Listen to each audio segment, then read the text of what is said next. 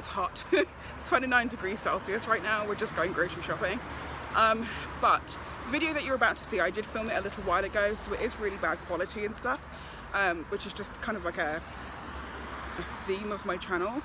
But it's just a brief look at the stories that I'm working on right now. Not all of them, just like the main 5. So that's what I'm going to be uploading for now. Next time, I'm not sure what I'm going to upload. I'm thinking more along the lines of maybe more writing vlogs and stuff, more in a vloggy style, but also briefly discussing how I use the tarot to help me with character development and stuff. So I thought that'd be kind of handy. But anyway, that's it. So on with the video.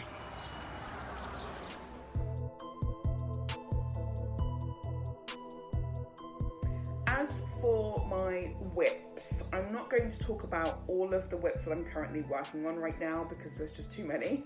And I work on them as and when, like, I guess the zone or the inspiration kind of comes and goes for me, because I'm constantly on them. I'm constantly thinking about all of my stories and how at least 5 of them are interconnected in their own little ways. So I'm going to focus on those 5 now.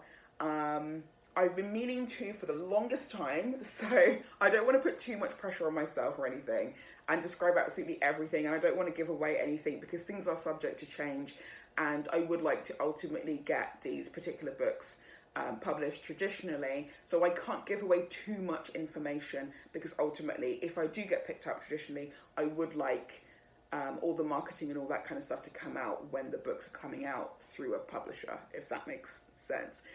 It's just based on this sort of like bit of advice I was given a few years ago where I was told what writers need to do, especially if you want to publish traditionally. Don't tell a soul that you're writing, or don't tell a soul what it is that you're writing in case your idea has already been done, or somebody else who's a lot faster and a lot more productive than you are hears your idea and then goes off and then sells an amazing story based on everything that you've put down, because nothing will be legally yours and then you can't take that person to court or anything. So that's why I've always hesitated for the longest time not to give away too much information about these particular books. Some of the other stories I'm working on, which I hope to self-publish, I don't mind giving away a little bit of information on those ones, and I don't mind sharing chapters and things with people if they want to give them a read.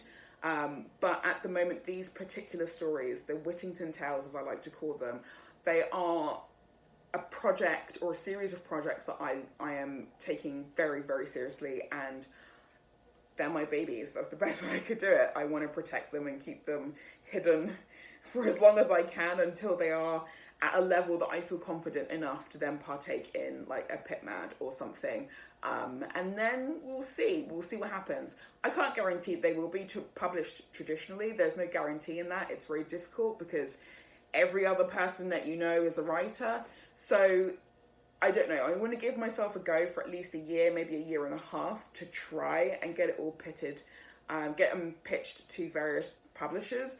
But if it doesn't work, it doesn't work. At least I've tried, and then I can go the independent route with those particular novels. They will be my first ever novels that I'll ever have published. So let's get on to it.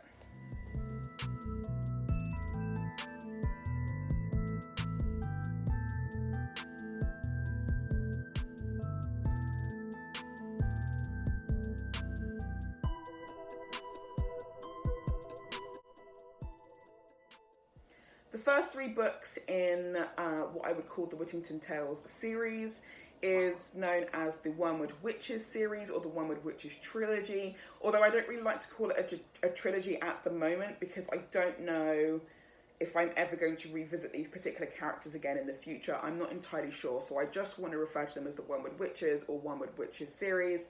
Those first 3 books, they all have working titles, which I cannot remember the names of all of them right now, so I'll just put them up on the screen here for you.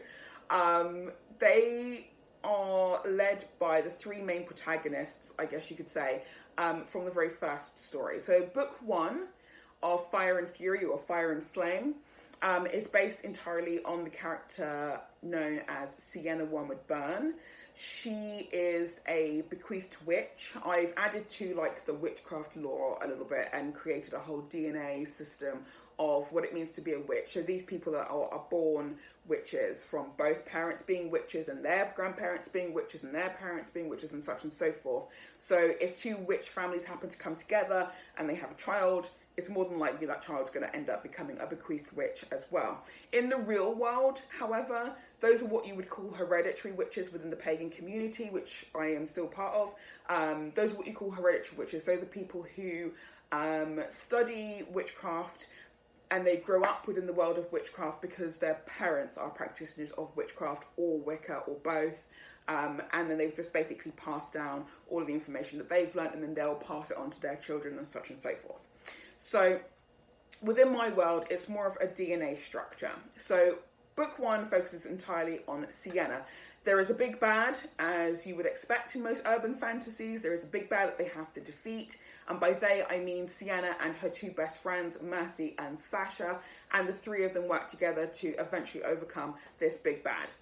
Book two kind of follows in the same vein, except this time you're not following Sienna and her way of life, you're actually going to be following Mercy around. And book three, also very similar, you're going to be following Sasha around. So each character of that particular group of three witches will each have their own standalone sort of title that will eventually be kind of collected together to make a trilogy. The reason why I feel uncomfortable calling it a trilogy is because the way that I'm hoping that I do end up finishing the writing of these particular projects is that whilst there might be a linear story between books 1, 2 and 3, you can start on book 2, read book 3 and then book 1, or you can start reading book 1, book 3 and then go back to book 2. But I don't know how that's going to work out just yet, because there is an overarching plot that kind of covers all 3 books, and I just need to figure out how I'm going to be able to figure out what to do with that plot. So it's still early days. I still have time. I may give up. Things, like I said, will be subject to change. So I don't know how they're going to flow. So the other main aspect of all 3 books are, even though they are an urban fantasy series, it won't be focused on young people, which is what most urban fantasies happen to be focused on. The way that I thought of my series was as if practical magic and the world of Sex and the City happened to meet and then collide. So think of it as a world that is already magical. Witches already exist. Everybody knows about witches. The minority in this world would be the Ilmaji humans, who are people who don't have any magical ability whatsoever. They can choose to try and learn basic outside of the body magic, like mixing medicines, tinctures, that kind of thing, herb magic, you name it. They can do that kind of stuff. But the majority of people are witches, people of supernatural ability in some form or another. So it's a complete opposite. Alongside all of that, you've then got the fact that my main characters are women who are between the ages of 29 and 32, instead of being teenagers or people under the age of like 25, which is the norm within that genre. But I wanted to kind of spice things up a little bit and make something a bit more relatable. I was kind of thinking more along the lines of all the adults who love to read YA books, which is absolutely fantastic. But what if you had a YA styled book that was more suited to your age range? So that's what I was trying to do with that particular story. Plus, I'm also of that age range, so it just makes things a little bit easier to write about things that 29 to 32-year-olds might be dealing with at the moment. The pressures of career, society, family, marriage, all that kind of stuff. And whilst that's all going on, imagine having to fight a big bad that's also trying to destroy you, your city, your friends, your family, the world. So, oh my God, bills, will I get promoted? Will I ever defeat that demon that's trying to kill me? So it's kind of like that. It's kind of like, I'm trying to give it those kind of fun elements that you get when you watch episodes of Charmed or The Dresden Files or Blood Ties, which was on very shortly, like a very short series that was on up here in Canada, which I've just discovered. Think of it in that kind of setting. If everybody from Buffy kind of like grew up, but there were no vampires whatsoever. It was just witches and that was it.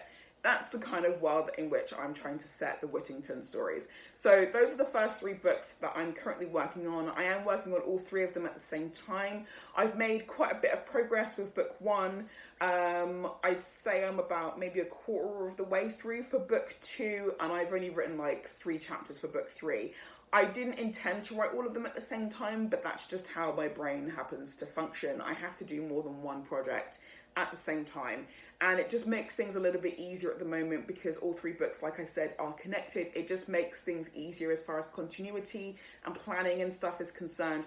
I can't go ahead and write something in book 1 that doesn't have some sort of outcome in book 3 and such and so forth. So I need to be able to be on top of all of that. So I'm working on all 3 at the same time.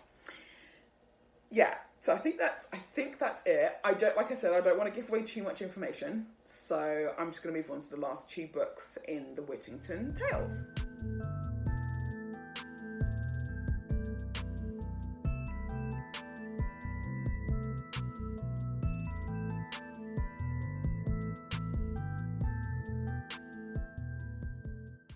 The last 2 stories are also kind of interconnected, but also not. I want them to be taken as standalone novels. Again, you can read The Wormwood Witches, just assuming that they've already been published. You can read The Wormwood Witches in any order, that's the plan. But then you can read these 2 standalone novels if you want to read about 2 sort of minor characters who do appear in the Wormwood Witches series. But they have their own standalone novels and have their own stories to tell. And that was basically my drive. I just wanted to give these 2 particular characters a bit more information and an opportunity to have their story told. The first major one that I'm currently working on, I would say I'm about a 2/10 of the way through. I'm still very near the beginning. I've already pretty much plotted out what the main major points of her story are going to be. This book doesn't have a title, neither does the other one, but at the moment I'm keeping it under the hashtag Mystic Moon Shop with 2 P's and an E at the end, or just Mystic Moon Shop, because, like I said, it's just a working title, and again, things are subject to change. The main character of that story is a witch by the name of Nova. Now, the difference between Nova and, say, all the other witches in Whittington is that she is half demon as well. So she's been alive for quite some time. She doesn't have the ability to just sort of like grow old like everybody else, worry about pressures of family, career, and all that sort of stuff. Her main issue in life is just trying to find herself, trying to figure out who fathered her, trying to figure out how she can try and build a bridge between her and her mother's relationship, because their relationship is in absolute tatters, and she just wants nothing more than just to sort of have a relationship with her mother. Even after hundreds of years, she just wants to have a relationship with her mother, and it's that whole struggle. And on top of that, there's also a big bad that isn't as big bad as the things that she has dealt with in the past. So her story is being told from the point of view of a student who has come by to basically write Nova's story as part of the student's assignment from university, if that makes sense. She's a literature student, but her main focus is the idea of oral histories being written down in the form of biographies. So for her dissertation, her big sort of like master's piece, she's gone to interview this world-renowned witch who happens to live in her hometown. She's gone back home to basically interview her and find out what Nova's life has been like for the past 400, 500, 600 years. Nova doesn't even know how old she is anymore.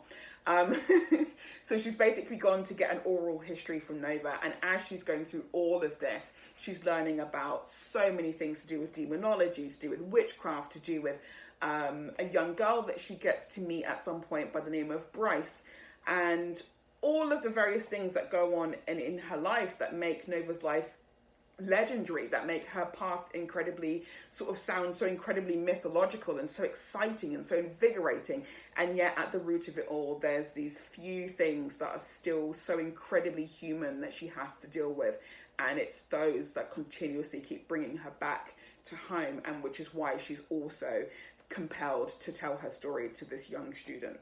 So that's basically Nova's story. I want her to be a very interesting, much older lady, even though she doesn't look it. And there was just something kind of regal and kind of impressive about her characterization that made me feel very excited about wanting to write about her and create this character. So yeah, we'll see how that goes. So that one at the moment, working title is Mystic Moon Shop, but I think things might change because I did have an original title, but it just depends. As I go along writing the story, a new title may jump out at me, I don't know, so we'll see. So the last book, believe it or not, which is what connects them all, and I guess in a little way, focuses on the protagonist by the name of Bryce. Bryce is a psychologist who comes back to the town of Whittington because she finds out that her father has passed away. So she needs to come back and deal with all of the things that he has left behind, like his papers, legal issues, blah, blah, blah. She has to come back and deal with all of that. She also has to go back to Whittington and face a lot of, I guess you could say, sort of metaphorical demons, things that she never really wanted to ever deal with because she managed at some point when she was a young teenager to run away and escape with Nova's help and basically build a life for herself outside of Whittington. And everything was going absolutely fantastic until her father sort of reached out, like, after so many years, and he was like, I'm dying. So she's having to deal with all of that. She's had to deal with the fact that her father has eventually died before she got back, and all of the issues that she's had from a very traumatic childhood that she's tried so hard to run away from and hide for herself. And I guess in a way, I don't know if you call it irony, but I guess in a way you could, the irony of the fact that while she doesn't deal with her own childhood traumas, she has an entire career built on helping other people deal with their childhood traumas, but she was never able to deal with hers. So there's, again, more of a human element to that particular story than ever before, and this is something that I'm finding quite cathartic to write about, and it's quite an immersive experience so far. So again, it still follows within the urban fantasy genre, but as far as the big bad is concerned, there are going to be two main elements of the big bads in her story. They're not connected in any way. One of them is going to be absolutely fine to write about. The other one, however, is going to be a bit more challenging, so I'm going to still continue to do a lot more research on psychology and childhood trauma and stuff, and then go over my old notes from when I was younger and going to therapy, and trying to see if I can work some kind of storyline from the research that I happen to come across and do happen to find. So that's all for now. Thank you for watching. Hope you guys have a nice day today. Please continue to social distance as and where you can, and hopefully things will sort of right itself sooner rather than later, but we'll see. Yeah, we'll see what happens.